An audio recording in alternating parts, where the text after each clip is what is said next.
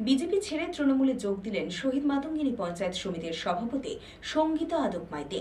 তমলুক সাংগঠনিক সভাপতি সুজিত রায় তৃণমূলের পতাকা তুলে দেন তাঁর হাতে।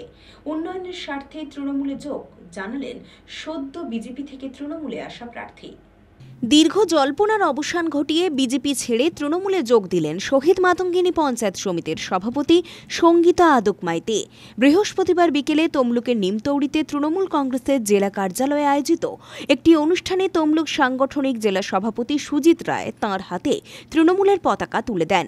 উপস্থিত জেলা পরিষদের সভাধিপতি তথা বিধায়ক উত্তম বারিক, জেলা তৃণমূলের চেয়ারম্যান অসিত বন্দ্যোপাধ্যায়, বিধায়ক সৌমেন মহাপাত্র সহ অন্যান্য জেলা নেতৃত্বরা। 2023 সালের পঞ্চায়েত নির্বাচনে তমলুক সাংগঠনিক জেলার 3টি পঞ্চায়েত সমিতি নন্দীগ্রাম 1, নন্দীগ্রাম 2 এবং শহীদ মাতঙ্গিনী বিজেপির দখলে আসে। শহীদ মাতঙ্গিনীতে 30টির মধ্যে বিজেপি পায় 16টি, তৃণমূল 13টি এবং সিপিএম 1টি আসন পায়। সিপিএমের একমাত্র সদস্য বিজেপিকে সমর্থন দেওয়ায় 17টি আসনে সহজেই ক্ষমতায় আসে গেরুয়া শিবির। সভাপতি হন সঙ্গীতা আদক মাইতি এবং সহসভাপতি অরুণাভ মহাপাত্র। কিন্তু ক্ষমতায় আসার পর থেকেই বিজেপির অভ্যন্তরীণ গোষ্ঠীদ্বন্দ্বে কার্যত জেরবার হয়ে পড়েন তিনি। দলত্যাগের কারণ ব্যাখ্যা করে সঙ্গীতা আদক মাইতি জানিয়েছেন, বিজেপি তাকে পদ দিয়েছিল ঠিকই, কিন্তু তাকে সম্মান দেয়নি। কাজের সমস্যা হচ্ছিল, উন্নয়নের সমস্যা হচ্ছিল। আমরা তো নির্বাচিত হয়ে এসেছি, কিন্তু সে মানুষের কাজটা সঠিকভাবে করতে পারছিলাম না। অবশ্যই বাধা বিজেপি পার্টির যারা আরও রয়েছেন মেম্বাররা, তারা তাদের কারণেই আমি বাধা পেয়ে এখানে যোগদান করেছি। না, আপনারা নিশ্চয়ই আমার মুখ দেখে বুঝতে পারছেন জোরপূর্বক হচ্ছে না, আমি স্বেচ্ছায় এসেছি এখানে। দীর্ঘদিন তো আপনাকে বিজেপির কোনো কর্মসূচিতে দেখা যাচ্ছিল না। তার আগে থেকে দলের সাথে যোগাযোগ রেখেছিলেন? না, সেরকম কিছু না, দলের সাথে যোগাযোগ না। তবে আমি যাচ্ছিলাম না, ওনারা হয়তো আমাকে মনে করছিলেন না যে আমার না গেলে হয়তো ওনাদের কাজটাই হতো, যার কারণেই ডাকছিল না, আমি যাচ্ছিলাম না। আগামী দিনে এই দলে এসে কি কাজ করার? এই দলের উন্নয়নের যে সমস্ত কাজ রয়েছে সমস্ত কাজে আমি চেষ্টা করব কাজটা এগিয়ে নিয়ে যাওয়ার বা সাথে সাথ মিলিয়ে করার।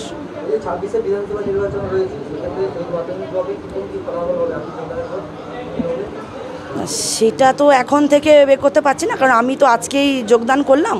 সেটা আমাকে এরপরে চালিয়ে বুঝতে হবে। আমি তো আজকে পরে নিশ্চয়ই জানতে পারবেন।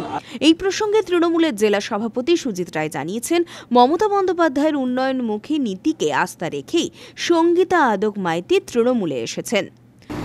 আমি প্রথমেই বলবো, আমাদের ভারতীয় জনতা পার্টি থেকে নির্বাচিত হয়ে শহীদ মাতঙ্গিনী পঞ্চায়েত সমিতির সভাপতি হিসাবে খুব অল্প ব্যবধানের মার্জিনে, আমাদের 16-13 মার্জিনে তার নির্বাচিত হয়ে প্রধান এই সভাপতি হন।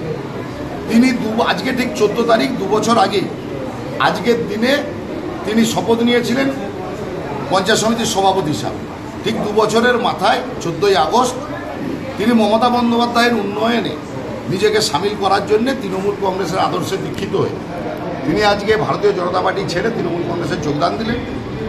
বেশ কিছুদিন আগেই দলের কাছে আবেদন করেছিলেন, দল সেই আবেদন মঞ্জুর করেছে এবং আমরা যোগদান করেছি। এবং এখানে তৃণমূল কংগ্রেস শহীদ মাতঙ্গিনী ব্লকে আরও শক্তিশালী হবে।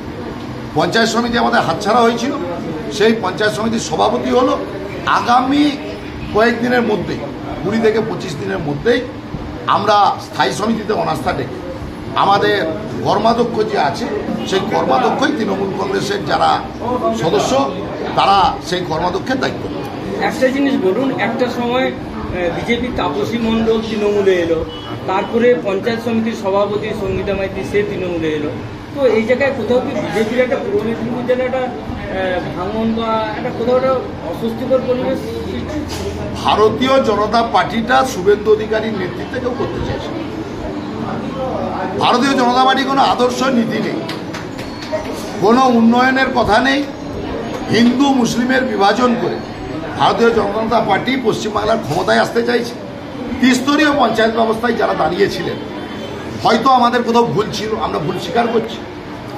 মানুষ ভারতীয় জনতা পার্টিকে যে নির্বাচিত করেছে, কিন্তু নির্বাচনের পর আমরা দেখছি গ্রাম পঞ্চায়েতের প্রধান গোকুলনগরে ভারতীয় জনতা পার্টির প্রধান 65 লক্ষ টাকার আর্থিক দুর্নীতির সঙ্গে যুক্ত। ইতিমধ্যে ডিএম সাহেবের অডিট রিপোর্ট বেরিয়েছে। আমরা দেখছি মাইসরা গ্রাম পঞ্চায়েতের প্রধানকে এসটি মহিলা প্রধান, তাকে ভারতীয় জনতা পার্টির অন্যান্য পঞ্চায়েত সদস্যরা যে অঞ্চল অফিসে মানছে। আমরা দেখছি নন্দীগ্রাম পঞ্চায়েত সমিতির সভাপতি তিনি পদত্যাগ করছেন, তার দলের কাছে তিনি আর সভাপতি থাকতে চাইছেন, কারণ ভারতীয় জনতা পার্টিটা কোনো নীতি আদর্শের সঙ্গে যুক্ত না। ভারতীয় জনতা পার্টিটা কোনো ভদ্র লোক আর করতে পারছে না। তাই আজকে যেটা আপনারা দেখলেন, আগামী কয়েকদিনের মধ্যে আরও অনেক কিছু অপেক্ষা করছে। ভারতীয় জনতা পার্টিকে পূর্ব মেদিনীপুর তমলুক সাংগঠনিক জেলা থেকে বঙ্গোপসাগরে নিক্ষেপ করা হচ্ছে আমাদের লক্ষ্য। 2026 সালের বিধানসভায় তমলুক সাংগঠনিক জেলার যে 8 জন তৃণমূল কংগ্রেসের মমতা ব্যানার্জির আশীর্বাদ ধন্য প্রার্থীরা, যাদেরকে মমতা বন্দ্যোপাধ্যায় দলীয় সিম্বল দিয়ে প্রার্থী করবেন, তাকে নির্বাচিত করে হাত শক্ত করা হচ্ছে আমাদের তমলুক সাংগঠনিক জেলা তৃণমূল কংগ্রেসের নেতৃত্ব থেকে বুস্তরের কর্মীদের সবার। রাজনৈতিক মহলের মতে সভাপতির এই দলবদল শুধুই ক্ষমতার সমীকরণ বদলাবে না, বরং আসন্ন রাজনৈতিক লড়াইয়ে তৃণমূলকে উল্লেখযোগ্য সুবিধা এনে দেবে। পুলক বেরার রিপোর্ট, খবর BCBS।